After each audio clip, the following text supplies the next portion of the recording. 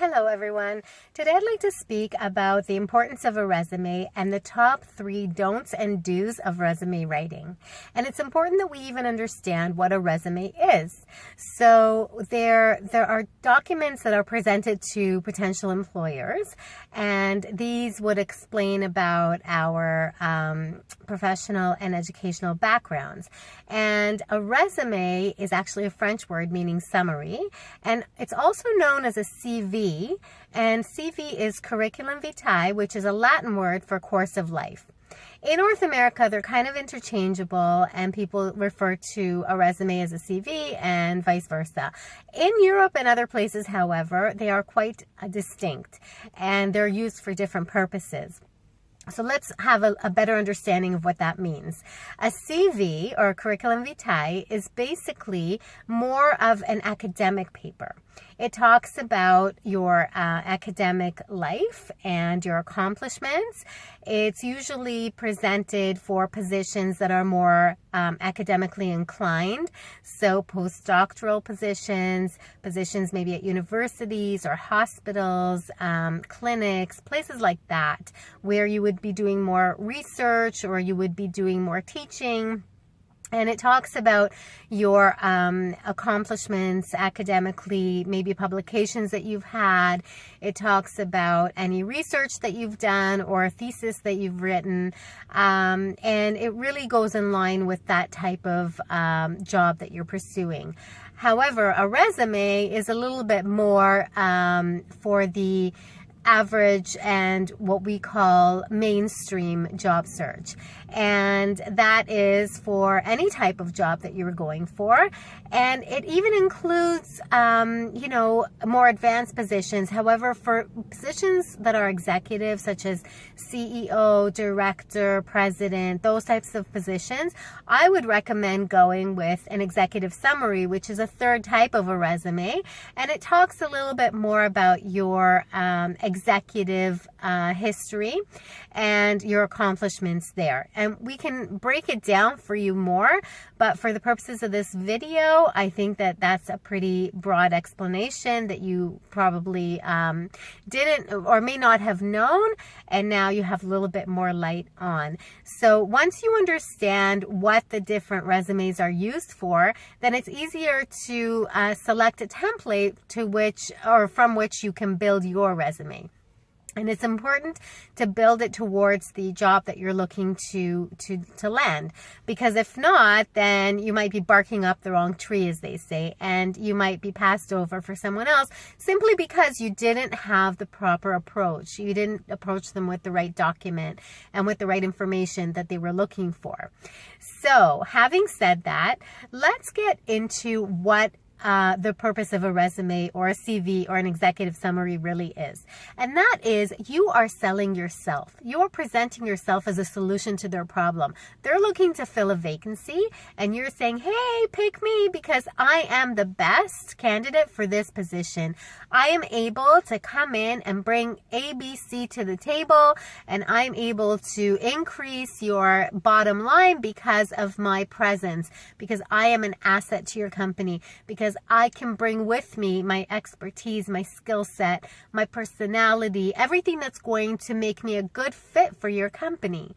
And that all has to be presented in your resume. Not only that, but you only have a few seconds to make a lasting first impression. When your resume is scanned, either by a computer or by a person, it only takes a few seconds before a decision is made whether or not to proceed with your application in the process. So you have that little window of time to showcase who you are and what you're all about, and that they should bring you in for an interview. So we're going to help you with the top don'ts and do's of what to put on there and how to do that. So the top don'ts are: don't lie. Make sure that whatever you're putting on that resume is the truth. You can maybe exaggerate a little bit, you can maybe inflate a little bit, fluff it up, but the truth is going to be hard for you to lie about because of the access to information that people have nowadays. they can go online and they can basically research anything. So they'll be able to see if you actually went to that school, if you actually, have that degree or diploma, if you have those credentials, if those are the right employers that you were working for. They're going to check all of that. So make sure that they don't catch you in a lie, because right away you're going to be excluded. You're going to tarnish your name. It's not worth it. The second thing is don't be generic. When you are too generic, then you are using the cookie cutter type of branding like everyone else. Nothing is there to make you stand out from all the rest. Imagine that somebody is posting a job ad, and they are looking at hundreds and thousands of applicants. What's going to be the one thing that's going to make you stand out? What's going to scream off that page or off that screen, hey, we have to bring that person in to talk to them? So you have to present yourself in a way that's going to be different than other people. And that's where having an effective resume comes in. It's really a way of showcasing yourself, of having that first good and lasting impression, and showing them that you're the type of person that they want to bring in. So the third one is don't waste space. On your resume, there are specific things that you should never put on because they've been overused and they don't need to be there. They're pretty standard, and it's common sense. Things like, references available upon request. I don't know who ever put that on there. Maybe years and years ago it was a thing. Now everyone knows that you're going to need to give references. Everyone knows that if you have them, they will be available to them. It shouldn't be said on there. You should use that document for more important things. And so don't put that on there. You also should never include your full address. I think that by putting your name on there with a phone number and an email address is sufficient. Also, don't use generic emails like Hotmail. That looks extremely unprofessional. I think Gmail is more acceptable now. And also, if you have one, that you use with whatever carrier or service provider you're using for your internet, you can certainly have one through there. But try to shy away from, funny names or funky names or things that are going to make you look less professional. So use your first name, last name. You can even create your own.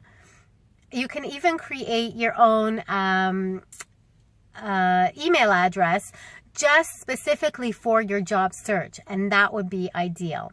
So the top do's are be consistent. Make sure that whatever information you put on there is the same across the board, and it's the same on every single profile that you have, whether it's on Indeed or other job search engines, or LinkedIn. LinkedIn's a huge one because they're going to go in, they're going to look at your profile, they're going to check the information on there against what you've put on your resume. They're going to want to look at dates, they're going to want to look at employers and the types of roles that you've had. Make sure that it's all consistent across the board.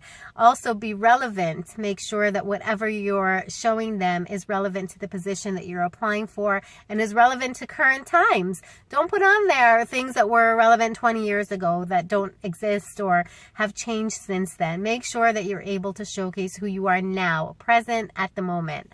And also the third one, and this is a biggie, is showcase yourself. This is your opportunity to brand yourself, to sell yourself to them. Your resume is like a calling card or a business card.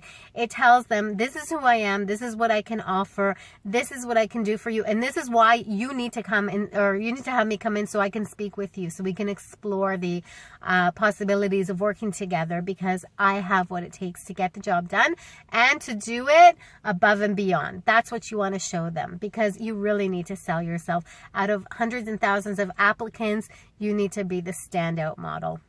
So those are the top do's and don'ts. I'll go through them one more time. The top don'ts are don't lie, don't be generic, don't waste space. And the top do's are be consistent, relevant, and showcase yourself. These are really, really important.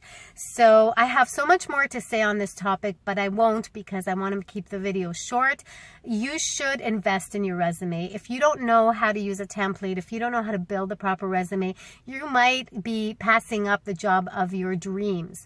So make sure that if you want that job, if you're really serious about making an amazing impression with the proper resume, resume and with the type of look that you want, then work with someone who can get you those results. There are many companies out there. My company offers resume services as well. I'd be more than happy to give you options. We can do next day delivery. We do same day delivery. It's really up to you when you need it and how you need it, but don't skimp on that. It's not expensive. It's extremely affordable, and it's an investment like anything else in your future. Same thing, you would need to dress up nicely and wear, you know, great clothes to go in and make that first impression at your interview. This is your first chance to do that before you even get your foot through the door. So you don't want to mess up on that. If you like this video, you found it valuable, and you think other people should hear it and view it, then please give it a thumbs up and share it, because sharing is caring. And if you want more valuable content, please subscribe to my YouTube channel. And I hope you have an amazing, amazing day, and good luck with your job search. And we'll see you next time.